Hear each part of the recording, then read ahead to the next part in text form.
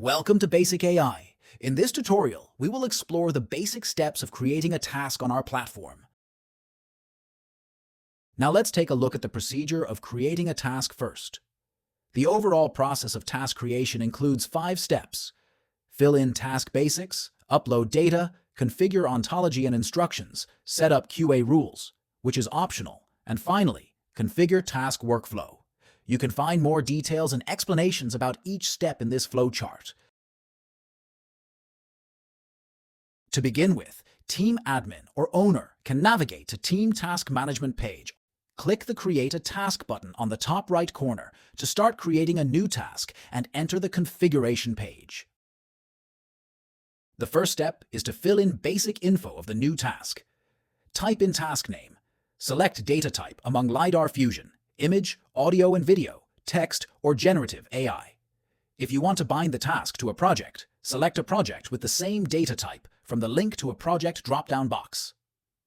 Then, select Scenario Type, which defines how to organize data in tasks, including single data, scene, and 4D BEV. Single data is designed for object detection, audio and video, text, or generative AI tasks, while scene supports object tracking tasks. And next select Annotation Type, which determines how you would like to annotate your data, including instance, designed for image, LiDAR Fusion, audio and video, and generative AI, segmentation, designed for image and LiDAR Fusion, and entity, relation, designed only for text. After you finish configuring all the task basics, click Next to enter the next step. On the Upload Data page, you can either select an already existing dataset or click Create button to create a new dataset in the Dataset Center. The dataset type displayed here is the same as the data type you have chosen for the task before. If you select a previously created dataset, click Add and select the data that you want to upload. Or, if you would like to upload data with pre-labeled results, please select the result from Ground Truths or Model Runs in the Result drop-down box and then click Add. Selecting all data is supported here. FYI, the scenario type of the task and data should be consistent, which includes single data, scene, or 4D BEV. After selecting data, click Confirm to finish uploading. For a task with single data scenario, if you cannot find data here, please check if the data have been grouped into a scene in the dataset before. One more thing to mention. If you choose Scene as the scenario type when creating a new task, we have a function called Regroup Scene.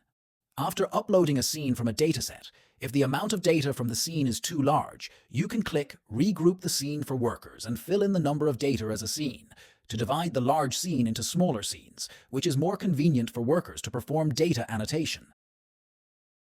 After uploading data, the next step is to configure ontology or instructions. Select the classes or classifications from the configured ontology, or click Edit to jump to the Dataset Center for ontology setup. Click Model Map button if you want to apply the mapped model classes, which should be configured on the ontology page from the Dataset Center to the task.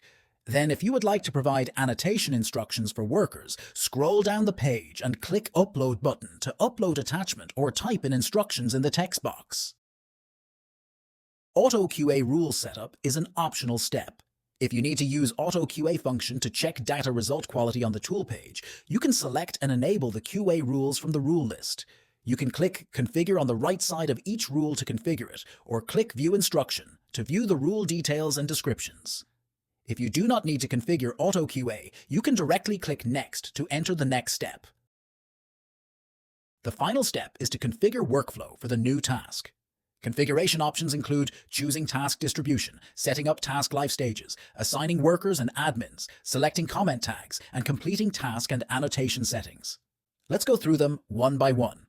Firstly, select to create one task or multiple tasks. If the amount of data is too large, you can choose to create multiple tasks. Otherwise, choose one task. If you click multiple tasks, you need to configure the amount of data or scene for each task, or customize scene size. Edit the task naming rules by defining constants and variables, and then click Regenerate Tasks button to generate the task list. In the task list, click Config to configure the rest of setup options for each task, which are the same as when configuring one task. You can also bulk configure the tasks by selecting all tasks at the top left corner and then clicking Config. Let's move to the workflow setting part. On the annotation stage card, check team member names as annotators to perform annotation work and customize data claim size or max claim duration. If you would like to add review stages to the task, just click Add Stage and check the team member names to assign reviewers. Up to 5 review stages can be added. You can also click the delete icon at the top right corner of a review stage card to delete it. In addition, if the data amount of the task is too large for one team to handle and you would like to share the task with a partner team, you can click the Partner tab beside team members on the Annotation or Review stage card and then select a partner team. You can also click Create to jump to the Team Center, click Invite Partner and input Partner Team ID to invite new partners. Next, select team members to assign Task Admin and Inspector to the task. Only the inspector has permission to accept the task. Then, you can select comment tags to display on the tool page, such as missed, wrong object, wrong label, not fit, etc. All comment tags are pre-selected by default.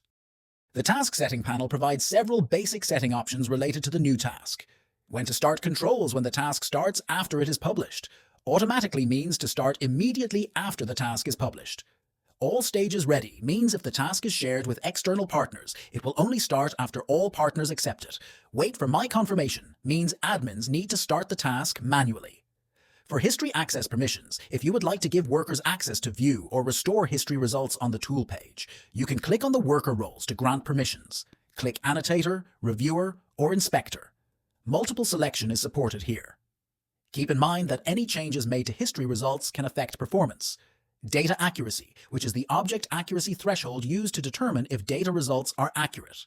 Set the accuracy threshold as needed, and the default threshold is 95%. For the rest, you can select where to allow workers to view submitted data, whether to include group results when calculating accuracy and missing rates, and whether to allow the same worker to work on the same data at different stages according to your needs. At last, configure annotation settings including annotation constraints and presettings, which can be applied to the tool page.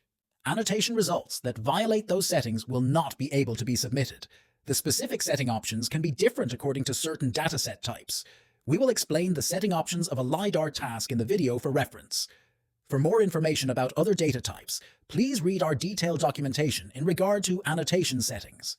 Whether to allow a single result to exist in different groups. This determines whether the same result can be combined into different group results on the tool page. Results must have ontology classes or classifications. This determines if your objects and data must have ontology classes or completed classifications to be submitted. If yes, you need to specify how this rule will apply to a group result. All results means apply to all instance and segmentation results including groups.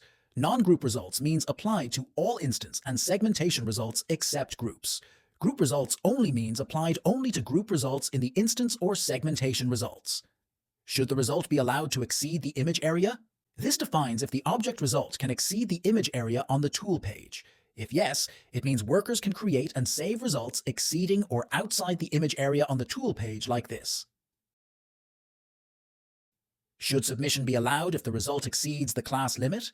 Choose whether to allow submission if results exceed class limits on the tool page. Class limits refer to tool size limits or constraints when configuring ontology classes linked with the dataset. If choosing no, results that exceed class limits cannot be submitted. If you would like to enable measure tools for workers to use on the tool page, click on the button, add a circle or a rectangle, and define the circle radius or the rectangle coordinate positions. Till now, congratulations, all the steps have been completed. You can click the Publish button to publish the new task. After publishing, all tasks will be displayed under Team Task Management page. Feel free to check out the document for more details. See you in the next session.